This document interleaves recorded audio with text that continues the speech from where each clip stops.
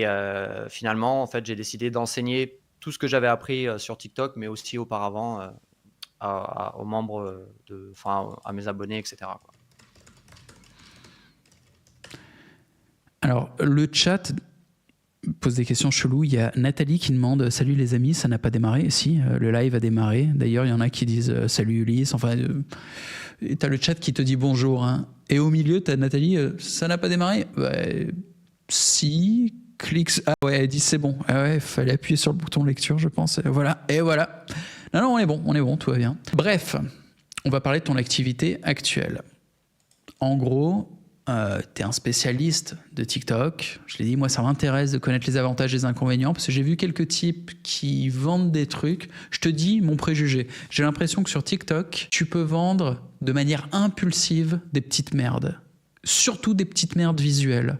Donc, le type qui a un petit parfum un peu stylé, un petit bracelet, une petite montre qui a l'air chère mais qu'en fait elle est pas chère, une petite connerie visuelle comme ça où en 2 clics tu as un coup de folie, tu es là, je veux cette nouvelle lampe qui fait des bulles.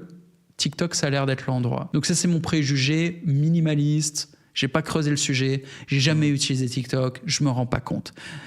Mon second préjugé, c'est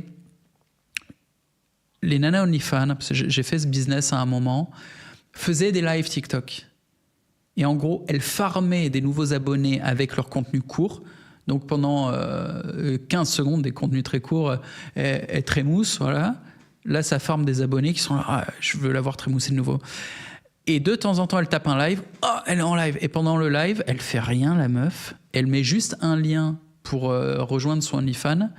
Et je crois qu'il y a un bot qui dit que tel user a rejoint son OnlyFans. Et de temps en temps, elle arrête de bouquiner, elle fait « Oh, merci Schlobele63 du je sais pas quoi ». Enfin, tu sais, le nom bizarre qui se trouve, les avatars. Et elle retourne lire son bouquin jusqu'à ce qu'il y ait un nouvel abonné et elle remercie et c'est tout. Donc, c'est les 2 trucs que je connais sur TikTok. Du coup, j'imagine que c'est plus compliqué que ça. Est-ce que tu peux nous donner la vision globale de comment ça marche ? En gros, le business sur TikTok. Ouais, bien sûr. Non, en fait, ce que tu as dit, c'est pertinent.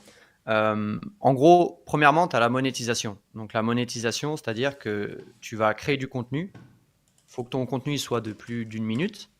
Et ensuite, il faut qu'il soit éligible, en fait, à la monétisation. Donc, en gros, tu vas toucher 50 centimes pour 1000 vues éligibles.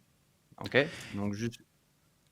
Donc, tous les petits vidéos TikTok de moins d'1 minute, t'es pas monétisé dessus. Ouais, pas... Si tu veux savoir si un compte fait de la monétisation, c'est simple. Toutes ces vidéos feront entre 1 minute et 1 minute 10. Et qu'on comprenne, on parle de TikTok Money comme si on parlait de YouTube Money. Et Exactement. TikTok paye plus ou moins que YouTube ? Alors, c'est pas du tout les mêmes plateformes. TikTok écrase YouTube à ce point de vue-là, mais après, ça dépend parce que tu as des grosses chaînes YouTube qui vont vraiment monétiser sur du format long. Donc, si tu veux faire vraiment du format long, YouTube est tout à fait correct. Mais en termes de format court, à contenu identique, je pense qu'on est à peu près sur du 600% à peu près de différence. Ah putain, ok. Donc si on est en mode de jouer le game de la monétisation par les vues et qu'on est sur du short, faut aller sur TikTok à 100%. Ah ouais, 100%. Et il y a ce paramètre, mais il y a aussi le paramètre de la viralité. Ça reste quand même beaucoup plus simple de partir viral sur TikTok. Et il y a aussi le paramètre temps. C'est-à-dire que toute personne qui a lancé une chaîne YouTube sait que c'est quelque chose qui se fait dans la durée.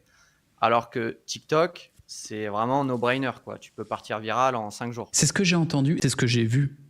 Il y a des chaînes TikTok qui sont créées et dans la semaine, ça tape du 35 000 vues, ça tape du 150 000 vues. Enfin, ça part viral directement alors qu'il n'y a pas d'abonnés sur la chaîne. Ça, je l'ai vu. Ah oui, et même 500 000 ou 1 million. Et l'autre question, c'est, ok, parlons des contenus short monétisés. Sur Instagram, il y a les Reels et il y a les Stories, dans lesquels on a des contenus vidéo courts. On est d'accord. La question, c'est, sur Instagram, ils sont monétisés, ces contenus vidéo courts ? Il y a de l'Instagram Money, ça existe ? Je crois pas. Hein. En fait, il n'y a pas d'Instagram Money. Instagram va être super puissant parce que tu vas pouvoir rediriger ton trafic via les stories et les liens en bio et surtout tout le système de messagerie. Ça, c'est vraiment ce qui fait que Instagram est unique. YouTube, c'est le format long qui est vraiment monétisable, qui rémunère. TikTok, c'est le format vertical de plus d'1 minute. Et tu as aussi la Facebook Money. Alors là, je prends des pincettes parce que c'est un peu moins mon domaine. Mais de ce que j'ai compris, tu peux avoir de la Facebook Money via ta page, via une page Facebook. Ah, je ne savais pas. Ok.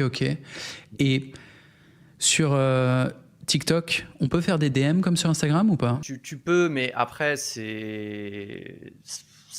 n'a rien à voir. C'est pas le but de l'application, ça fonctionne beaucoup moins, c'est beaucoup moins personnel. Voilà, souvent quand tu as un compte Insta, surtout que les gens sont habitués à dialoguer via Insta en DM, alors que TikTok, bon. Bah, le truc de base, c'est tu rencontres une meuf qui te plaît, tu demandes si elle a un Instagram. Et derrière, tu la DM sur Instagram. Alors qu'aller voir une meuf en mode t'as un TikTok, déjà, si t'es du milieu, tu sais que ça veut dire t'as un OnlyFans. Et bon, mais ça, c'est la private joke. Mais concrètement, tu sais que c'est pas comme ça que tu l'as contacté. Enfin, je ne savais même pas qu'il y avait des DM sur TikTok, pour te dire. Et je m'attends à ce que ça soit un cancer abominable. Parce que j'ai regardé des fois des commentaires TikTok. C'est une plateforme de déséquilibrés mentaux quand même. Hein. Enfin, ouais, ça va pas. Clairement. Ouais. En fait, il faut vraiment dissocier le contenu digital et la réalité. Et il ne faut surtout pas se laisser embarquer dans les commentaires. Moi, c'est simple, hein, j'ai un curseur. C'est que dès que je commence à vouloir commenter, je me dis OK, là je coupe. C'est voilà, interdiction de commenter sur les réseaux sociaux, c'est le signal qu'il faut faire une pause. Plus ou moins. Je commente sur YouTube. Ouais, sur YouTube. Je parle de TikTok. Ouais. T'as dit les réseaux sociaux. Ouais, c'est vrai. Donc, mais non, ok, TikTok, la limite, c'est on ne commente pas sur TikTok. Je peux te moi, dire ça mon feeling. avec moi. En gros, quand tu commentes publiquement en tant que créateur sur les réseaux sociaux, ça veut dire descendre dans la fosse et te mettre au niveau de l'audience. Ce qui est ok des fois. Quand tu vas dans l'audience d'un créateur que tu apprécies et qui a une bonne ambiance dans sa communauté, ouais, tu descends dans la fosse, mais franchement, c'est marrant, c'est cool. Ou alors, il y a des gens bienveillants, intelligents, ce que j'espère avoir dans ma communauté. Tu regardes les messages sous mes vidéos. De temps en temps, je laisse pisser des trucs un peu foireux parce que ça fait partie de la réalité de l'espèce humaine.